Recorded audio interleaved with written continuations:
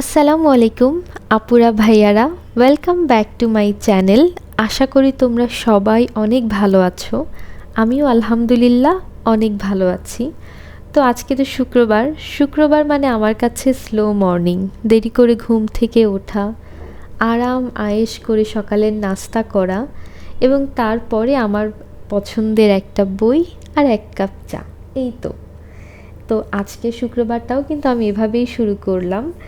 প্রথমে আমি আমার বেডরুমটা গুছিয়ে নিচ্ছি বরাবরের মতো। এটা শুক্রবার, শনিবার, রবিবার কোনো কিছু ম্যাটার করে না, এটা আমার রেগুলার রুটিন। আর এই যে আমি আমার জন্য এক কাপ চা বানিয়ে নিলাম।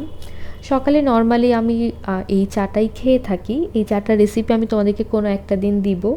পাশাপাশি আমার পছন্দের একটা বই, এই বইটার স্টোরিটা অনেক অসাধারণ।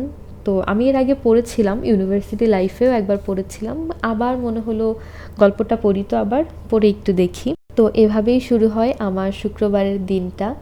কিন্তু শুক্রবারের আসল সময় শুরু হয় আমার সকালটা পেরোনোর পরে। সেটা সবচেয়ে ব্যস্ততম সময়, যখন আমি আমার সংসারের যাবতীয় সব কাজ, যেটা পুরো সপ্তাহ আমি আটকে রাখি, সেগুলো সব গুছিয়ে নেই।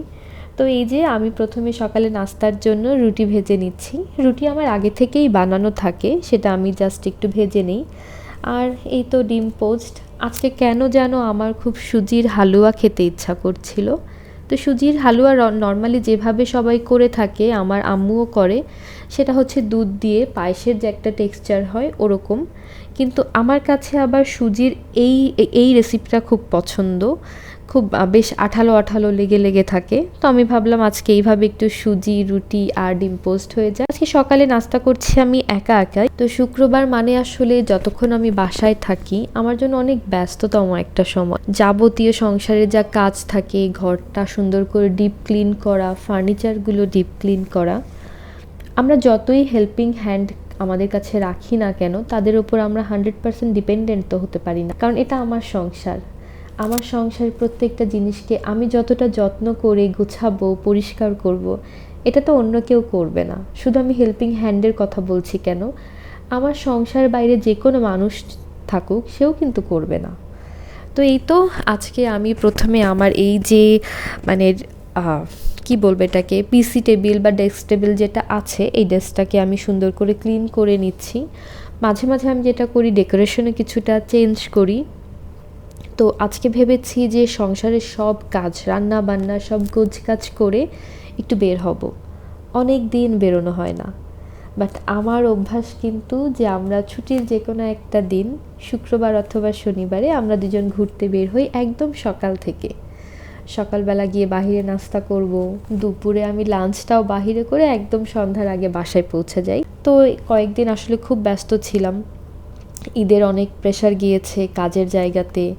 আবার যেহেতু বাড়িতে যাব, সেগুলো নিয়েও অনেক গোছগাছ ছিল, কেনাকাটা ছিল, সব গুছিয়ে আসলে এবার আর সময় বের করতে পারিনি। এখন যেহেতু ঈদ শেষ হয়ে গিয়েছে, বাসায় এসেছি, অফিসের কাজটা মোটামুটি এখনও খুব বেশি প্রেশার পাচ্ছি না, বাট আগামীতে পাবো যতটুকু বুঝতে পারছি।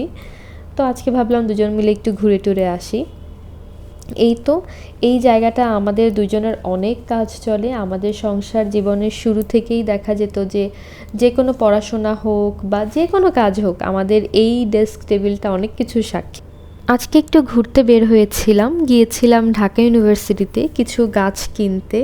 তো এই ফুলগুলো দেখুন কি সুন্দর লাগছে না। এই গাছগুলো আমি যখনই দেখি আমার তখনই মনে হয় আজকেই কিনবো এবং আজকে শাড়ি পরে খোপায় দিব। কিন্তু কেন যেন কেনাও হয় না, পড়াও হয় না। এবার কিন্তু কিনেছিলাম, কিন্তু খোপায় আর দেওয়া হয়নি। শুক্রবার হওয়া সত্ত্বেও আজকে যেহেতু একসাথে আমরা ব্রেকফাস্ট করতে পারিনি, তো আমরা আজকে একসাথে লাঞ্চ করে নিলাম বাহিরে। এই তো এভাবেই সারাদিন খাওয়া দাওয়া, কেনাকাটা, ঘোরাফেরা শেষে চলে যাচ্ছি আমাদের ছোট্ট নীড়ে। তোমরা সবাই ভালো থাকবে, সুখে থাকবে এবং আমার জন্য দোয়া করবে। আল্লাহ হাফেজ।